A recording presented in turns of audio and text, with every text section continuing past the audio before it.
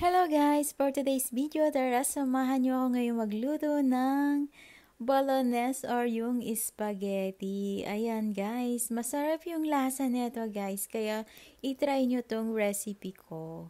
At beef pala yung nilagay ko dito. Pinalambot ko muna bago ko nilagyan ng mga ingredients. Ayan, nag-additional ako dito ng sausage at ng ham. Igisa lang muna natin ng konti bago tayo maglagay ng salt and pepper. Kung gusto nyo na medyo matamis-tamis, maglagay kayo ng sugar or ng condensed milk.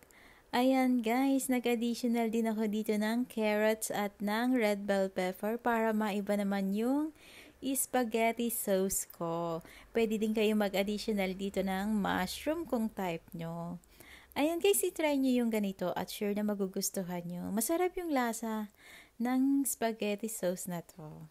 At syempre, nag-additional ako dito ng milk. Hindi ko na lang sinama gawa ng bawal kasing pagsamahin dito yung meat and ng milk. At ayan guys, pag okay na yung lasa, maglagay tayo ng spaghetti sauce. Nag-additional din ako dito ng ketchup. At hindi ako naglagay dito ng water. Ang nilagay ko naman dyan ay milk. Fresh milk yung nilagay ko dito. Pero pwede naman din yung water yung ilagay nyo. Konti lang. Pero ayan guys, mas masarap kasi kung milk yung ilalagay.